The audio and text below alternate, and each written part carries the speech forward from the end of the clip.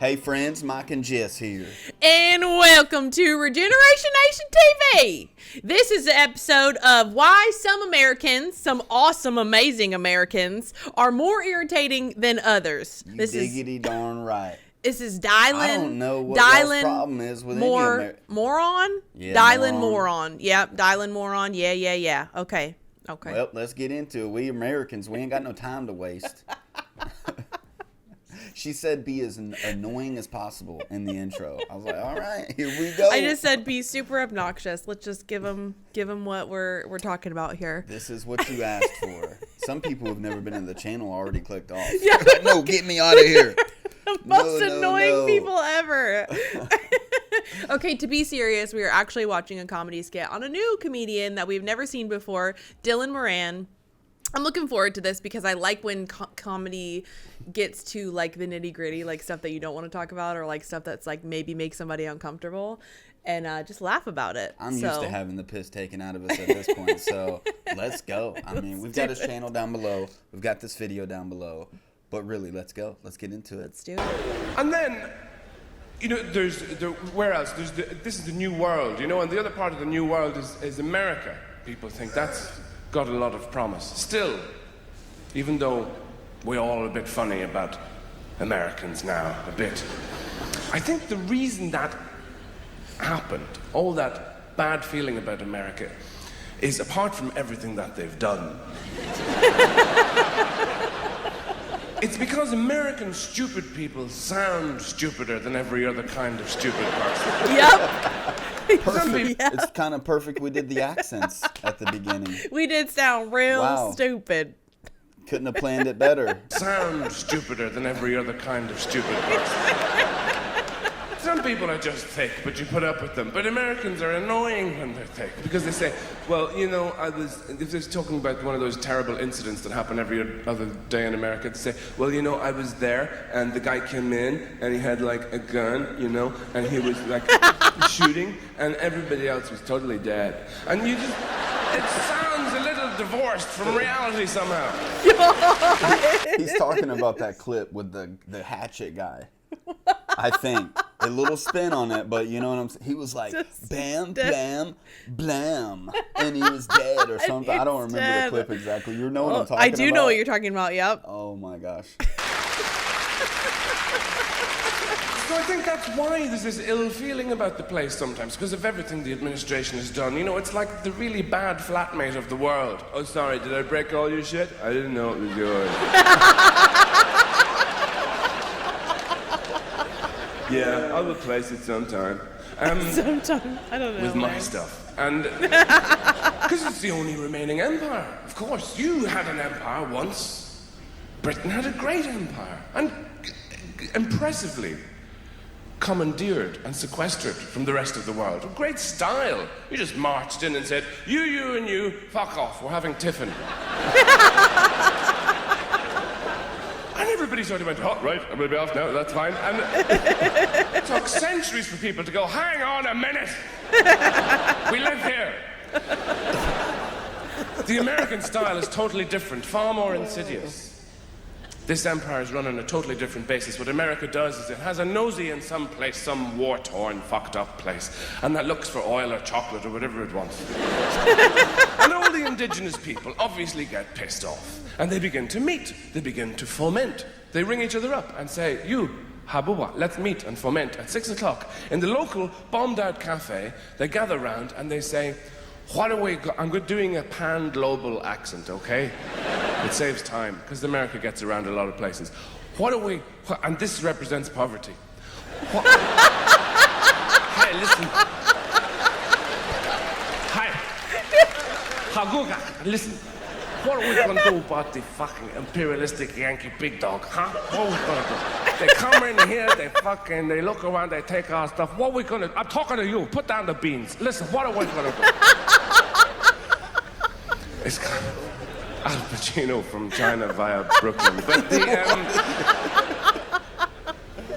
and then what America does, while these people are talking, it very, very gradually builds a Starbucks around them. And then they all become addicted to latte and they lose the will to rebel.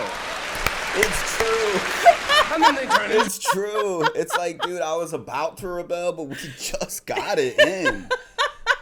A little bit of time, give me a couple weeks with it, and then boom, Oh my you're ready to rebel gosh. again. Here comes the KFC.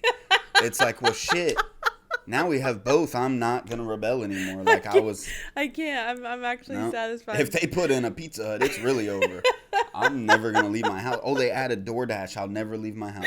I'll never Wow. leave my house. You don't have to worry about me You can rebelling. do whatever you I'm just want. gonna stay right inside. I don't even vote no more. I'll just stay here.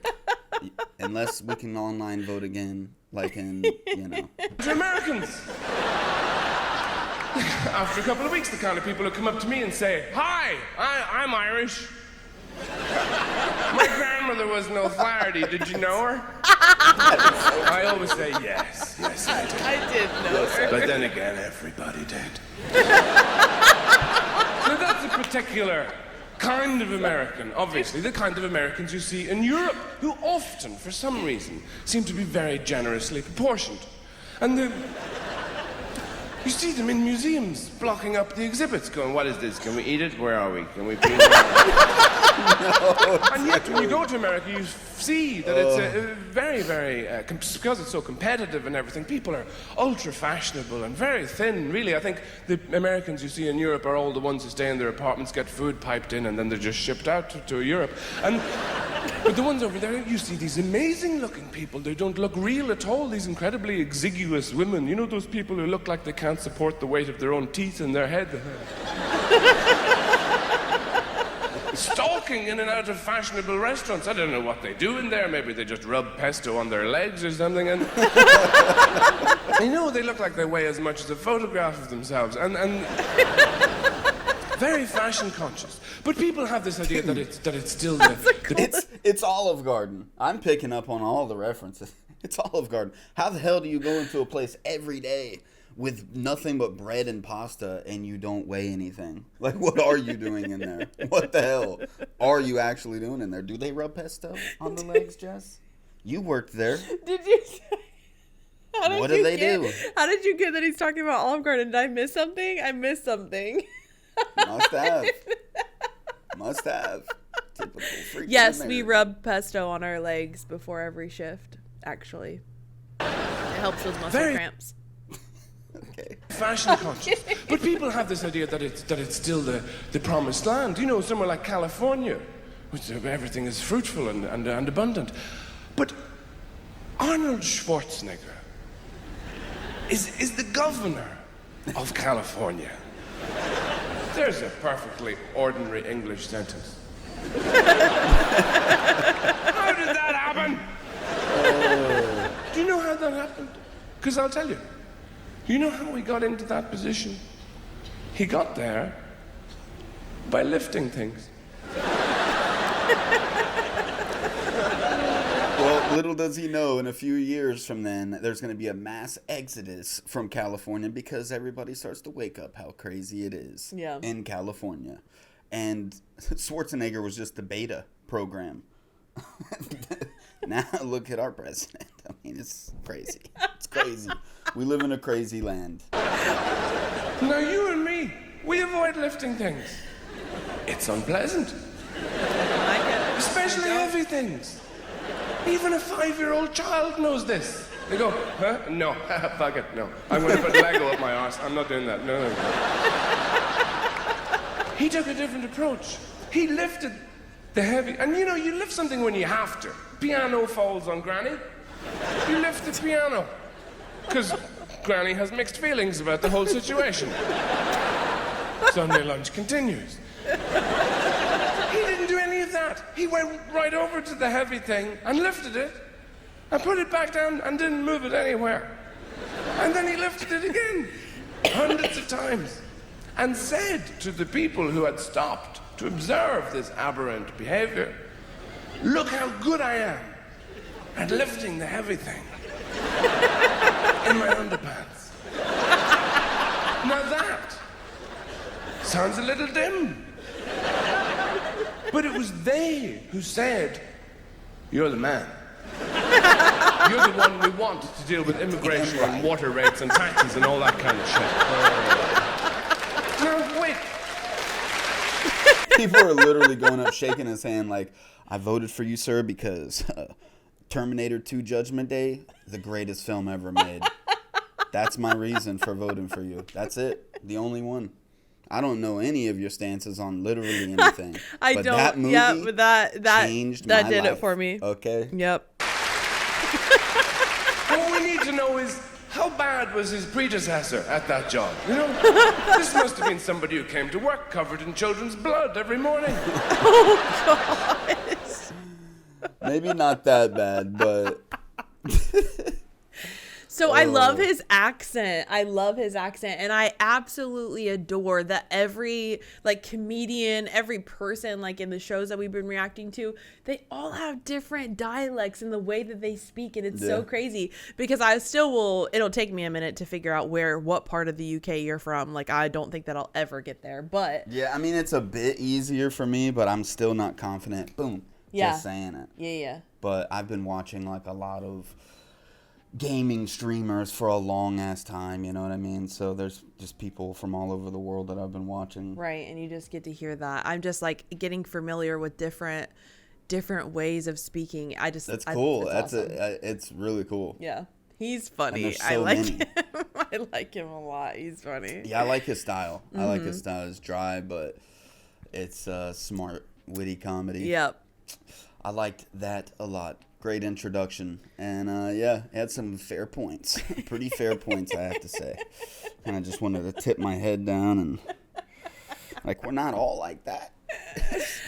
All the time. I think everyone at some point can be obnoxious. I feel like us as a country as a whole, like the leaders that we have, we're too confident sometimes. And it's like, I get it. We need to be, power to our country. We need to have, some pride, I guess. But patriotism. But I don't know. Just a lot of people that are like that are just like a little too confident in their stance, and it's like you sound crazy right now. But it's fine. I still live here, so It's fine. It's you're free to think those things because it's a free country. You're free I guess to be the way that you want to be. Yep.